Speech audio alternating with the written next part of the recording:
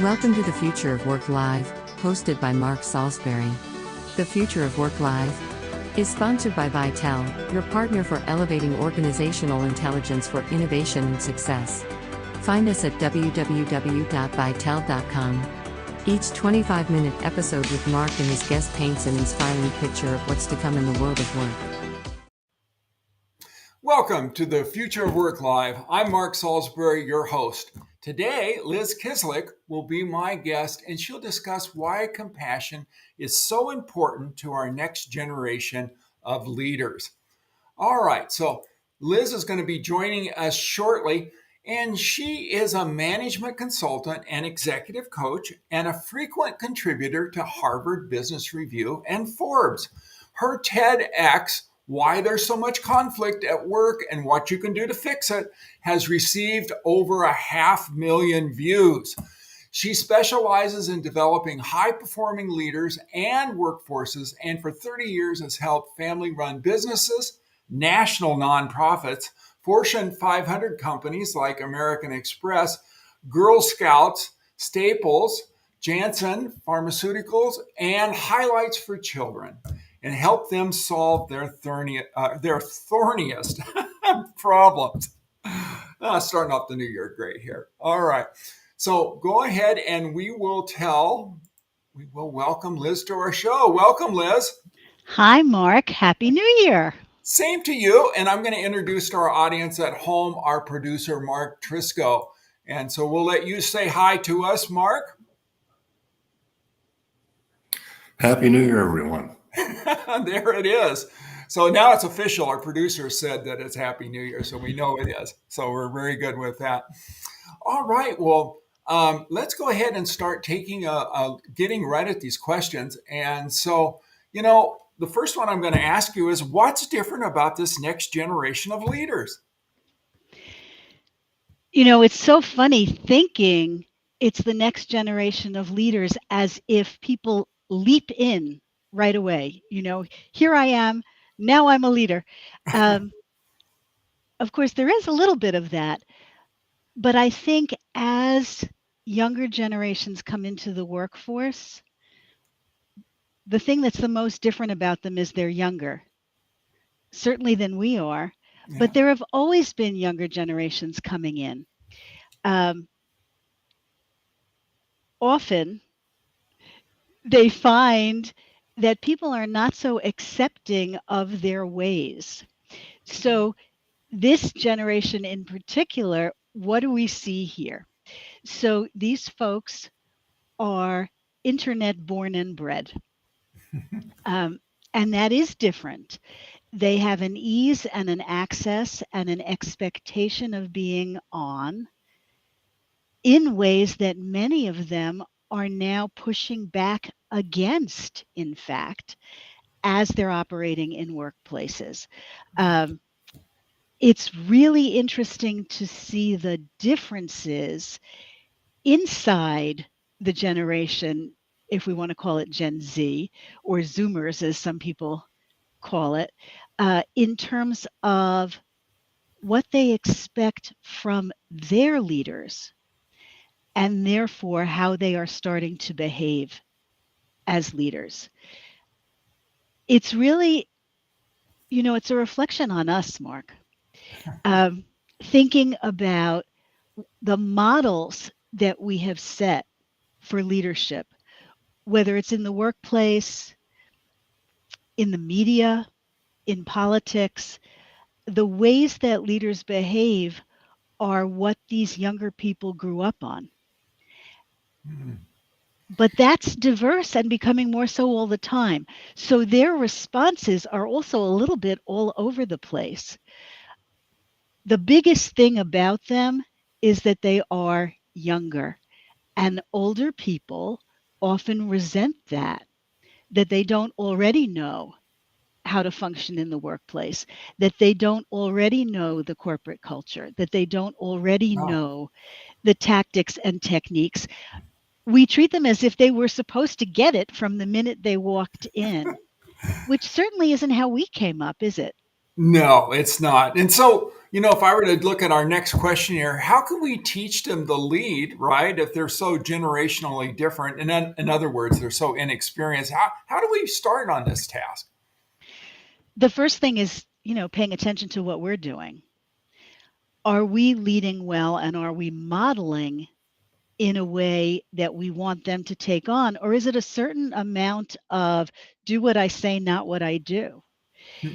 And, as part of the older generations, there's always some of that.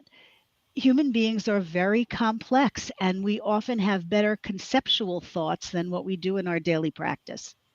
So, being clear about our expectations, I think, is one of the biggest things that we can do to help prepare the younger generation. Clarity is something that many young people complain about, that they can't get clarity from their bosses. They're not sure what their management wants. So, providing clarity to them about how we work individually, how things are done here where we are, very important. Laying out not only task responsibilities, but also cultural responsibilities, how we expect to behave with each other and treat each other. And that's particularly crucial in today's remote and hybrid environments. When I think back when I first started working professionally, and that's been a while, but I just remember there was this expectation that, you kind of keep your mouth shut, you pay attention, you look around, and then there's this idea that you absorb it, that you think about this and you don't slow anyone else down, right? That's the whole thing, that you kind of pull yourself up by being observant and being able to adopt to this culture.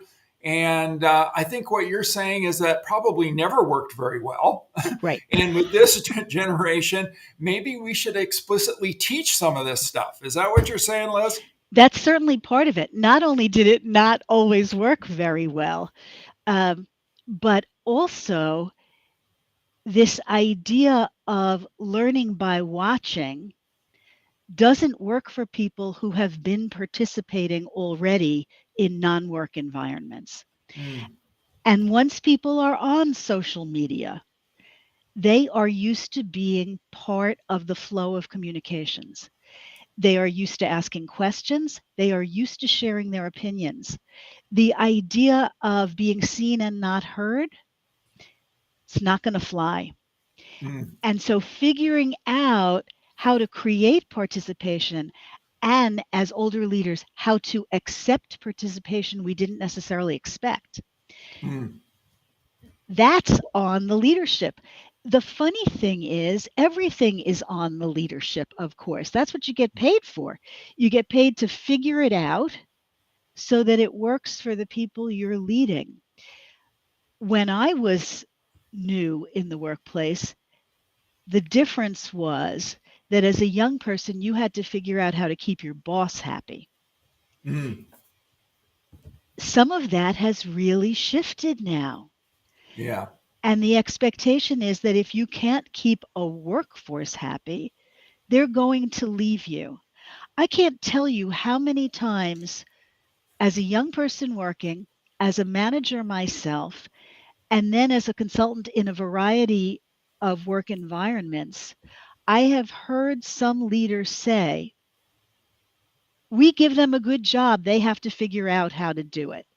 Or if they don't work out, we'll find someone else. Those are not useful ways to proceed anymore. Well, one of the things that I know you wanted to talk about is this whole idea of compassion. So I've been kind of waiting to bring that out because it's an interesting idea, especially in the workplace. And so I'm going to ask you, why is compassion so important, especially today with this new generation of upcoming leaders? If it's okay, I'm going to talk a little bit about what compassion is first, because I think many people are confused by the idea of compassion because the buzzword that has been more prevalent recently has been empathy. and the importance of putting yourself in somebody else's shoes and understanding their experience from their perspective, and what that really is about, what empathy is feeling what someone else feels. And that can be really helpful because that's the way you actually come to recognize that they are different from you, that their experience is different, that what they may want is different, and that then you can think about how to work with it. But the disadvantage of empathy, one of the things that's very prevalent now in discussions in the workplace, particularly about Gen Z, is mental health. Okay? And if you only think in terms of empathy and people who are struggling, for example, anxiety is recognized as being much higher in this population. When I was younger, they told you, leaders told you, you were supposed to leave your personal feelings at the door. Mm-hmm. You were supposed to leave emotional responses home. This was explicitly part of the language. Yeah. Well, that's not the case anymore. Now we recognize that the whole human being shows up and brings their mental health and their emotional responses with them, and we have to be prepared to deal. If you are fully empathetic and your team member is having a bad day, it means you get into that bad day with them. So when they are suffering and struggling, you're putting yourself in that suffering and struggling too. It's really beneficial to be aware of it, to care about it, and to understand it, but not to mire yourself in it, because then you can't help them out of it. And it's hard to know what to do to make a difference. Compassion is about recognizing what's going on with the other human being and being able to take action in a way that improves their set of circumstance, that is with them, but not the same as them. And that's what leaders more than anybody need to be able to do. Because when your folks are having a hard time, it's on you to figure out how much care do they need emotionally, and how much do they need more clarity, more structure, reframing, so that they can see how to continue with what we do here at work. We may bring our whole selves to work, but that doesn't mean we need to wallow in feelings all day. Work is about the work. And compassion lets you be both very caring and very practical. Well, Liz, part of my job here is to bring up other ways of thinking about it, and particularly traditional ways of thinking about this. And Good. so I would imagine there's a few people watching our show right now who might be going, okay, so I can just really jump into this compassion thing, but I'm really afraid if I deal with the whole employee, I'm going to end up with a whole crew of really wimpy, whiny employees, right? And they're not going to get the job done at the end of the day. So, what would you say to them, that people who would voice this particular opinion? The first thing I'd wonder about is whether they're projecting, whether they feel like they would be wimpy and whiny if they could get away with it, and so they assume everybody else would be too. That is something that can happen when you feel you've been suppressed. And whininess is certainly something, it's a technique that people use of every generation. Don't you know older whiners? I certainly do. It's a technique that people use when they fear that being direct about their needs won't be taken seriously.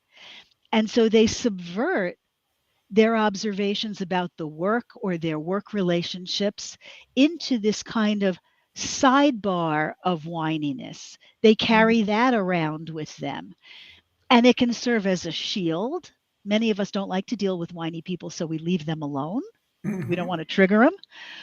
Or everybody knows that person is whiny, so we deal with them as their whiny self. instead of as potentially their best self. A compassionate response would be to notice, oh, you sound kind of unhappy today. Is there anything going on that I ought to know? Is it affecting the work? Can I be helpful to you in some way? There are often structural things that a leader can do. Shifting hours, for example, might be one if somebody has a personal problem. So long as they get the work done, that's often okay. Giving them some quiet time, a break, or in today's hectic in-office environments that often do not have a lot of private space, maybe it's important to let somebody be by themselves for just a few minutes to collect themselves and get them back on a more even keel. Maybe the whininess is an indication that they're unhappy with something about their role or responsibilities. Finding out what that is worth it.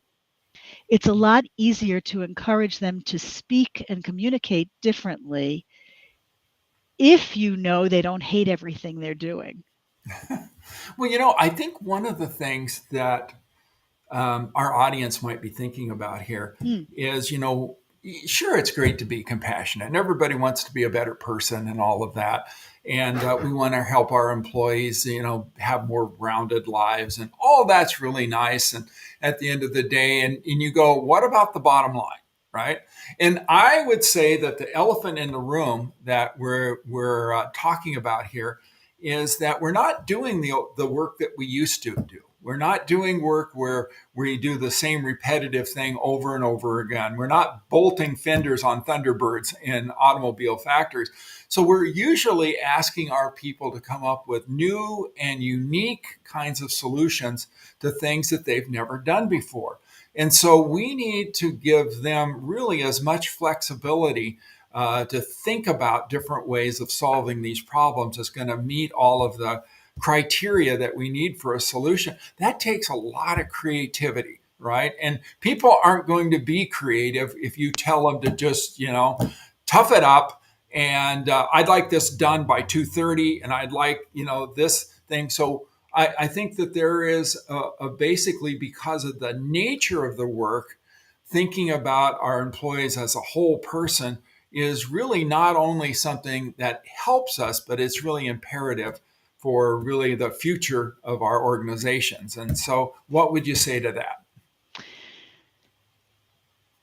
I'm having a log jam of thoughts because you've raised so many things. One of the things that came to mind, one of my clients hired a VP, came in at a leadership level, experienced guy who, in an environment that required creative work, as you're describing it, specified things like where his team members should put the staple in a stapled document. Talk about a kind of old school command and control. Yeah. And it's really interesting. You've raised attention, Mark, because we say we want creativity. We say we want innovation. We want big thinking. And we do. But many, many leaders also want it the way they're already comfortable. They don't realize that when you ask someone to be creative, they're going to have plenty of thoughts that are not thoughts you have or agree with, and their style of delivery may not be one you're comfortable with. Creativity requires openness from the people who have power and control. And so being compassionate to ourselves, I'm bringing compassion back in, I hope you don't mind, being compassionate to ourselves. Oh, this is stressing me out that this, young creative genius I have hired walks around the office without shoes and, doesn't look very well kempt, perhaps, and babbles a lot. That's very hard for me. Okay. So if we were going to diagnose that, I would say, and is that young person generating good ideas? Do they understand the business that you're in?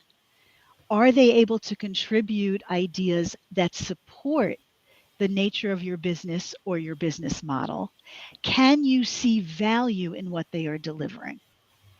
If you can, then it's worth deciding which of their things that bother you you're likely to accommodate and which you actually want them to change.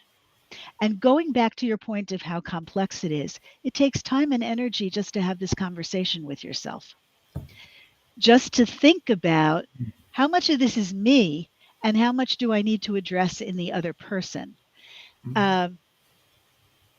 These can make a leader feel kind of stressed out, particularly if they have 12 creative geniuses to manage.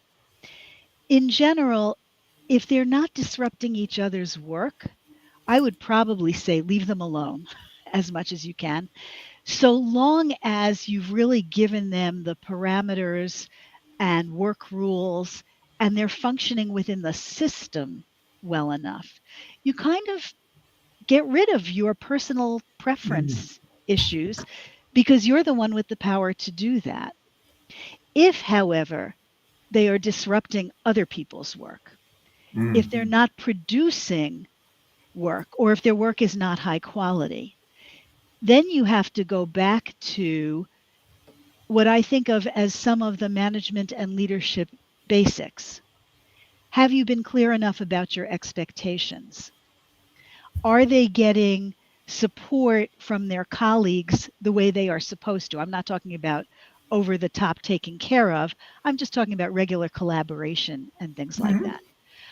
Is there unnecessary pressure, crazy deadlines? If they're in meetings all day, they don't have enough creative time. Those kinds of things. What are the structural things? Are they in support? And then talking to them about when you exhibit behavior X, it's harder for your colleague to feel comfortable. Can we talk about alternatives? Have you noticed that this is making a problem for you too? Those conversations are the way that you work it out together instead of the old style where the leader would decide shoelessness is no good. We must have a rule. Everyone must wear shoes. Yeah. Right? So instead of making rules, finding ways to collaborate on the solutions takes longer to put in motion, but then usually gets you a better result. Very good. So let's talk a little bit about your website. Okay. Where would people be able to find out more about you and what services you offer? Oh, thank you, Mark. So my website is my name, lizkislik.com, Lizkislik, for the listeners. And there, there's so much material, many, many years of writing about how the workplace operates, conflict and conflict resolution, all the kinds of stuff, the yucky problems that we deal with at work every day. And you can find my TEDx there. And actually, Mark, some of your audience may be interested. There's a free ebook on the interpersonal aspects of conflict and how to deal with those. And there's my monthly newsletter, weekly blogs, loads of material. Very good. And that takes us kind of to the end of this show, Liz. You just filled it with action-packed stories and information for our users. So what would you say the takeaway is for our audience if you were to put it in a sentence? I would say that young people are more like young people have always been than not, and that the way to get their best is to be mindful of ourselves and to show compassion for what they need to be able to learn what we want from them in the workplace and therefore grow into the roles and responsibilities that we expect them to carry. Very good. Well, thanks for being on our show, Liz. We really appreciate it. Happy New Year again. And this is where I click on the button and we fade to the credits. Thanks so much, Mark. Glad to be with you. It was great having you. So thanks for being with us.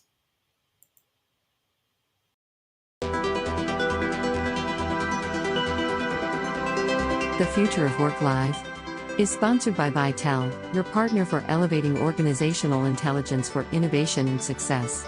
Find us at www.vitel.com. You can find previously broadcast The Future of Work live episodes in video and podcast format on www.marksalisbury.com and on the Future of Work YouTube channel. Also, Apple, Spotify, and Google host the podcasts.